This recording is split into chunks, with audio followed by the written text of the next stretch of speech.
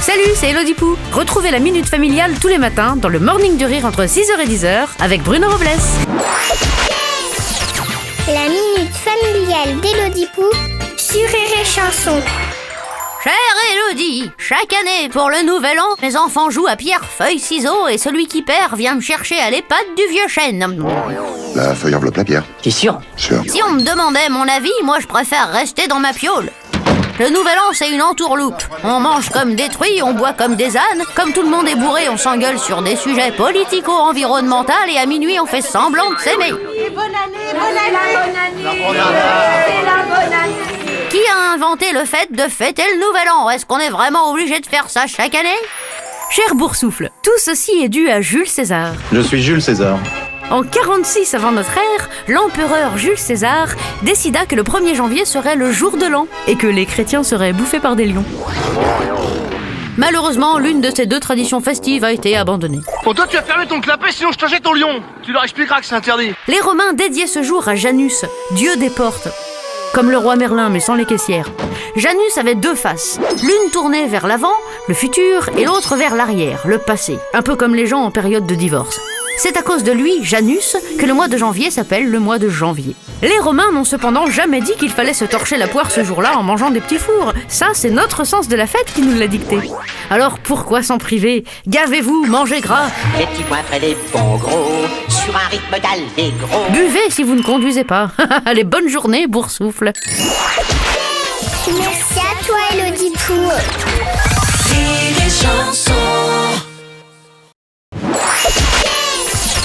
La Minute Familiale d'Elodie Pou sur Rire et Chanson.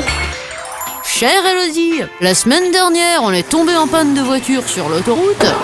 Au début, j'ai cru que mon mari me faisait le coup de la panne, mais c'est pas son genre, on rigole pas avec la voiture. Vous le mettez derrière un volant, y a rien qui l'arrête. J'ai voulu appeler la dépanneuse, mais monsieur a refusé. Oh non. Monsieur est persuadé d'être garagiste, alors que la dernière fois qu'il a voulu vérifier le niveau d'huile, il a pété les essuie-glaces, me demandez pas comment. Pourquoi les mecs se sentent obligés de faire style « je m'y connais en bagnole » Est-ce pour eux un signe de virilité indispensable?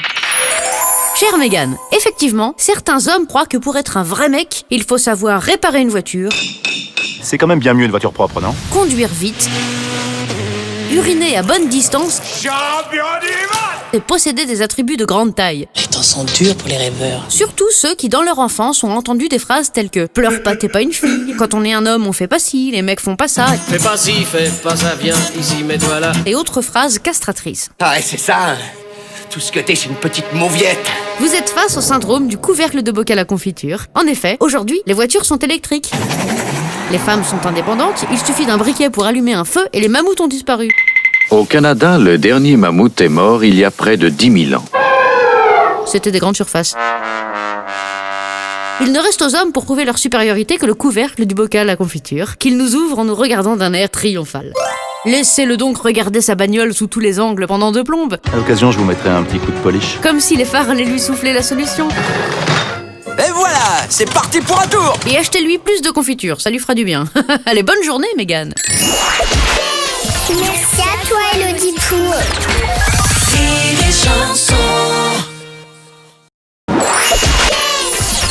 La Minute Familiale d'Elodie Pou sur Rire et Chanson. Chère Elodie, l'autre soir on a invité Tata Couche-toi là à dîner à la maison. Moi, le prochain que je chope, je lui donne pas plus de 5 minutes pour me faire bouffer l'oreiller. C'est papa qui l'appelle comme ça et après maman elle râle. J'ai aucun humour, mais c'est toi qui m'as rendu comme ça. Tata Couche-toi là, à chaque fois qu'elle vient à la maison, elle vient avec un amoureux différent. C'est mon nouveau voisin. Comment ça se fait? Moi je croyais qu'il y avait que les enfants qui avaient plein d'amoureux. Moi par exemple c'est Jordan et Louis et Gaston et Brendan.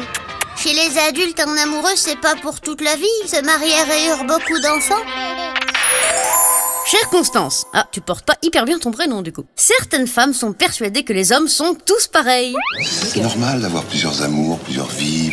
Et pour en être sûre, elles les essayent tous. Parfois même en même temps. Il est canon ton petit frère. Non, tu peux pas avoir mon mari et mon petit frère. On appelle ça du polyamour. Mais ça ne veut pas dire qu'il faut dire s'il vous plaît et merci à chaque fois qu'on s'embrasse. C'est comme le parfum des glaces. Au début, tu sais pas trop ce que tu préfères. Quand je pense à tous les mecs que je me suis tapé uniquement pour pas casser l'ambiance. Certains sont trop faibles en goût, trop forts, trop crémeux, trop dégoulinants ou trop collants. Tout le temps me parler de ton amour. Moi, ce que je voudrais, c'est prendre un bain. Un jour, ta tata goûtera un parfum qu'elle adorera assez pour garder le même toute sa vie. Et vous pourrez enfin arrêter de lui donner cet horrible surnom. Alors toi aussi, continue à butiner telle une petite abeille. Et bientôt, tu pourras te poser et construire ta ruche. Je veux rester avec toi. Allez, bonne journée, Constance. Merci à toi, Elodie Pou.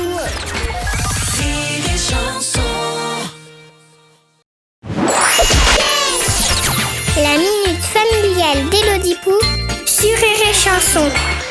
Chère Elodie, alors là, c'est la goutte de pipi qui fait déborder la cuvette. J'en ai ras la brosse à caca que mon mari ne relève pas la lunette de toilette après avoir uriné. Du coup, je dois la remettre en place, donc je dois la toucher, et comme il en fout partout, j'ai du pipi sur les doigts, je suis au bout du rouleau. Ah, c'est dégueulasse. Bim, je le jette à la cuvette, il est soluble. Comment l'obliger à rabattre sa lunette et son caquet par la même occasion? Viens changer de pantalon. Hop. Chère Gouttelette, tu poses là une question à laquelle aucune femme au monde n'a la réponse. Pourquoi ne relève-t-il pas la lunette? Pourquoi ne monte-t-il pas au premier étage la pile de linge que t'as posée sur la première marche d'escalier dans un élan d'optimisme, en te disant peut-être qu'il la montera quand il montera? L'année prochaine, si Dieu le veut. C'est comme ça qu'on dit, non? Pourquoi ne rebouche-t-il pas le bouchon du tube de dentifrice après en avoir redécoré le lavabo? Les hommes sont différents de nous, ils sont monotaches. Quand ton mari monte les escaliers, il le fait pour se rendre au premier étage, pas pour monter le linge. Nathalie, tu viens de coucher? Donc, il monte pas le linge. Si tu lui dis de monter le linge, il montera le linge. Et quand tu lui reprocheras, il dira « Bah, tu m'as pas demandé, si tu m'avais demandé, je l'aurais fait. » Donc, quand ton mari remonte la lunette, il le fait dans le but de soulager son besoin naturel. Il n'a aucune raison de rabaisser la lunette, alors il le fait pas. Tout ceci est d'une logique implacable. Je te conseille d'abandonner tout espoir et de te concentrer sur ce qu'il fait de bien. La cuisine, les devoirs des enfants. Aujourd'hui, leçon de conjugaison. Le devoir conjugal. Si toi-même tu portais des lunettes, tu verrais que c'est pas si facile de viser. Allez, bonne journée, Gouttelette. Merci à toi, Elodie Pou.